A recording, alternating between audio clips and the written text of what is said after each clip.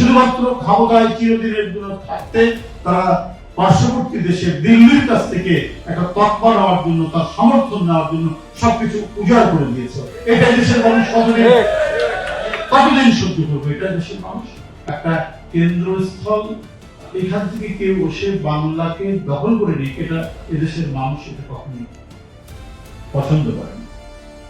মাত্র কয়েকটা জমিদার তারা এমন একেবারে ইন্ডিপেন্ডেন্ট, যে খুব সৈন্য সামন্ত, মানে ঘোর শহর থেকে শুরু করে তীরন্দাজ থেকে শুরু করে বাহিনী নিয়ে, একটা বড় বাহিনী নিয়ে যুদ্ধ করা সেরকম বড় রাজত্বও ছিল না। ঈশা খান দিল্লির শাসকের সেনাপতিকে এখানে আনে, এগুলো বিভিন্ন ঘটনা রয়েছে। খণ্ডিত এই ইতিহাসের চিত্রগুলো আমরা সবসময় দেখেছি, এই প্রতিরোধ আমরা সবসময়। ব্রিটিশ কায়দা কানুন করে দখল করলো সব, এই উপমহাদেশে বিভিন্ন জাতি এসেছে পশ্চিম দিক থেকে, খাইবার গিরিপথ দিয়ে এসেছে। একমাত্র ব্রিটিশ এত ক্যানিং, এত ধূর্ত, তারা পূর্ব দিক থেকে যাওয়া শুরু করলো, বাংলাকে তারা দখল করলো। বাংলা অত্যন্ত সমৃদ্ধশালী দেশ ছিল, এর উপরে তাদের লোলুপ দৃষ্টি ছিল। এই কারণে তারা এইখান থেকে তারা ষড়যন্ত্র করল। ব্রিটিশ অত্যন্ত শক্তিশালী একটা জাতির সেনাবাহিনী, তাদের এখানে বিজনেস প্রতিষ্ঠান দিয়ে তারা আধিপত্য বিরাজ করছে, ইস্ট ইন্ডিয়া কোম্পানি।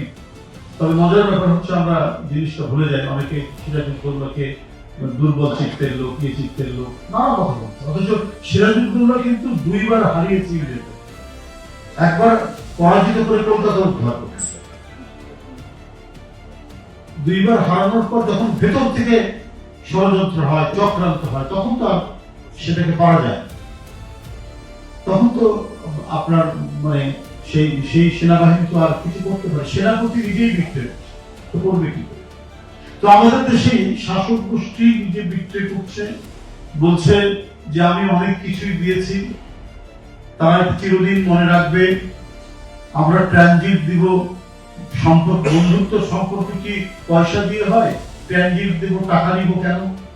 মানে এই দেশের যে একটা সার্বভৌমত্ব ছিল বা থাকতে পারে, এটা স্বাধীন দেশ হিসেবে, এটা কি এই দেশের শাসক গোষ্ঠীর লোকেরা সেটাকে স্বীকার করছে না। কি প্রধানমন্ত্রী, কি তার শিক্ষামন্ত্রী দিবি বলে তার বক্তব্য এটা। দেওয়া নেওয়া করে কি বন্ধুত্ব হয় নাকি? অনেক দিক দিয়ে যাবে আর আমরা পয়সা নেব? কিভাবে দেশীয় সার্বভৌমত্বকে মাটির সাথে তারা মিশে শুরু করছে?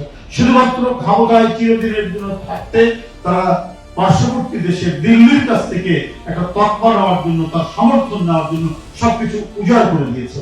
এটা দেশের মানুষ কতদিন সহ্য করবে? এটা দেশের মানুষ কতদিন এটাকে তারা ধারণ করবে? প্রতিবাদ করেছে বাংলাদেশ জাতীয়তাবাদী দল বিএনপি এবং এদেশের একজন সত্যিকারের জাতীয়তাবাদী নেত্রী বেগম খালেদা জিয়া। সেই প্রতিবাদ ধরে তার যে অসীম সাহসী নেতৃত্ব নিয়ে গোটা জাতিকে তিনি ঐক্যবদ্ধ করেছেন। শোকে, দুঃখে, সংকটে সমস্ত কিছু নিজের মধ্যে ধারণ করে তিনি এগিয়ে গেছেন এবং প্রতিক্ষণে, প্রতি মুহূর্তে একদিকে গণতন্ত্র, আরেক দিকে হচ্ছে সার্বভৌমত্ব, এই দুই প্রত্যয় নিয়ে তিনি তার কাজ চালিয়ে গেছেন। তাই যারা আধিপত্যকামী বিভিন্ন শক্তি, তার থেকে সহ্য করবে না, এই কারণে তাকে কারাগারে নিয়ে যাওয়া হবে, তার উপর জুলুম চলবে। এটা তো ছাত্ররা দেখছে, শ্রমিকরা দেখছে, দেশের জনগণ দেখছে। একজন ভালো মানুষ, সুস্থ মানুষ কারাগারে ঢুকলেন, বেরিয়ে আসছেন হুইল চেয়ারে করে। সেখানে নানাভাবে চক্রান্ত হয়েছে, খাবার মধ্যে বিষ মেশাতে পারে, নানাভাবে তাকে ক্ষতিগ্রস্ত করা হয়েছে। তিনি এক দুরারোগ্য ব্যাধি চারিদিক থেকে তাকে আক্রমণ করে বসে। এই যে দুঃশাসনের নানা চিত্র, এমনি তো গুম খুন আছে, এমনি তো রিমান্ডের নামে আপনার কারো আঙ্গুল তুলে নিচ্ছে, কারো পায়ের আঙ্গুল তুলে নিচ্ছে, কাউকে মানে এমন ভাবে নিপীড়ন নির্যাতন করছে, কিছু ফ্যাসিস্টদের মধ্যে স্বাধীন। আর ফ্যাসিস্ট হিসাবে শেখ হাসিনার সাথে পৃথিবীর কারো মেলে, অন্য ফ্যাসিস্টদেরও মেলে না। ফ্যাসিস্ট আদর্শের জন্যই তো এই লড়াই। আমরা বহুদলীয় গণতন্ত্র ফিরে আসবে, আমরা নির্ভয়ে কথা বলতে পারবো। এই যে আজকে জাতীয় বিশ্ববিদ্যালয়ে এসেছি, আমরা তো 17 বছর ভয়ে আসতে পারি, বিভিন্ন ইউনিভার্সিটি ক্যাম্পাসে যেতে পারিনি। আমানুল্লাহ ভাই, ভাইস চ্যান্সেলর মহোদয়, প্রো ভাইস চ্যান্সেলর মহোদয় বিপ্লব ভাই, তার সাথে মানে ইউনিভার্সিটির বাইরে আমাদেরকে অনেক কর্মসূচি করতে হয়েছে। এই কর্মসূচি কিসের জন্য করেছি? যে বিশ্ববিদ্যালয় যেটাকে বলা হয়েছে যে যেখানে যুগ যুগ ধরে শত শত বছর ধরে কর্পোরেট সাহিত্য শাসন যারা ভোগ করে এসছে, রাজা বাদশাদের আমল পর্যন্ত আমরা যদি ইউরোপের ইতিহাস দেখি, সেখানেও ইউনিভার্সিটি একটা সাহিত্য শাসন ভোগ করে এসছে, একটা মানে একটা গণতান্ত্রিক পরিবেশ পেয়েছে। কি রাশিয়া বলি, কি ভেনেজুয়েলা বলি, কি জার্মানি। অথচ ফ্যাসিবাদের প্রবল প্রতাপ এমন যে ইউনিভার্সিটির মধ্যে বিরোধী দলের কোনো জায়গা ছিল না, কোনো স্পেস ছিল না, কথা বলার কোনো সুযোগ ছিল না। দরকার হলে বিশ্ববিদ্যালয়ের শিক্ষকরাও আক্রান্ত হবে, যারা ভিন্ন মতাবলম্বী, যারা ভিন্ন মত পোষণ করেন তাদের হবে। হয়েছে না আসিফ নজরুলের চেম্বারে গিয়ে ভাঙচুর করেছে ছাত্রী, চাকরি গেছে শুধুমাত্র সে কি শুধুমাত্র একটা লেখা লিখেছে জ্যোতির্ময় জিয়া, ওর মধ্যে জিয়াউর রহমানকে সে স্বাধীনতার ঘোষক করেছে, শুধু এই কথাটা বলার জন্য তার চাকরি। আরো অনেকে বিশ্ববিদ্যালয়ের আরো অনেকের চাকরি গেছে। জাতীয় বিশ্ববিদ্যালয়ের মধ্যে সম্ভবত নাকি না, ওই যে আমাদের একে মহাজিদুজ্জামান অ্যাপোলো, সে শুধু ওই ফেসবুকে তার স্ট্যাটাস দেওয়ার জন্য, কথা বলার জন্য তার চাকরি করে গেছে। এরকম বহু মানে চাকরি যাওয়ার উপক্রম ছিল। উপাধ্যায় যখন ভাইস চ্যান্সেলর, তাও চাকরি চলে গেছে, কোর্ট করে কোনো রকম ভাবে ছিল। তো এই যে পরিস্থিতি অতিক্রম করছে, এটাই তো দুঃশাসনের নমুনা। কথা বলার জন্য সে আক্রান্ত হবে, তার পেটের উপর মানে আঘাত আসবে, এটা হতে পারে না। চাকরি করে বেচারার যে বেতন পাইতে নেই, পরিবার চায়, তাহলে এটি কেন? সেটা তারা করেছে। এই করেছিলেন বলেই ক্ষোভ জমা হতে সেটার বিস্ফোরণ হলো জুলাই। জুলাই হচ্ছে দীর্ঘদিনের যে সঞ্চিত ক্ষোভ, সেই ক্ষোভের চূড়ান্ত বহিঃপ্রকাশ হচ্ছে। আর জুলাই চেতনা কি?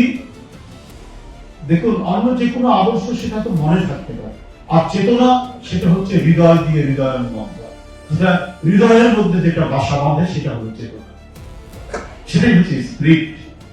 জুলাই চেতনা হচ্ছে এরকম হৃদয়ের মধ্যে বাসা বাঁধা একটা বিষয়। অন্যান্য যেমন চেতনা রয়েছে তেমনি চেতনা জুলাই চেতনা। সেই চেতনা হচ্ছে যে আমাদের বহুদলীয় বহুমাত্রিক গণতন্ত্রকে সুপ্রতিষ্ঠিত করা, আবার যেন নতুন করে কোনো ফ্যাসিবাদের আগমন ঘটতে না পারে। এটা হওয়া কখনোই সম্ভব। এখন অনেকে বলেন যে না, তার আমলেই তো ভালো ছিল। কে? ফ্যাসিবাদের লোকরা তো এখনো আছেন, বিভিন্ন জায়গায় তারা তো ঘোরাফেরা করছে, তাদের প্রচুর অর্থ আছে, বৃত্ত আছে, তাদের টাকা আছে, পয়সা আছে, এটা নিয়ে নানাভাবে, আর বিশেষ করে সোশ্যাল মিডিয়াটাকে তারা প্রচন্ড ভাবে নিয়ন্ত্রণ করার চেষ্টা করছে, কারণ তাদের হাতে টাকা আছে। সুতরাং এইটা দিয়ে তারা এই বলানোর চেষ্টা করছে। কিন্তু আমি বলি, ইতিহাসের ছাত্র হিসাবে শুধু একটু বলতে চাই, যেটা ভাইস চ্যান্সেলর মহোদয় বলেছে, এই ধরনের পতিত স্বৈরাচারের প্রত্যাবাদ করা। আর সেই ক্ষেত্রে আমাদের দায়িত্ব এই চেতনাকে ধারণ করে সঠিকভাবে কাজ করতে আমাদের হবে।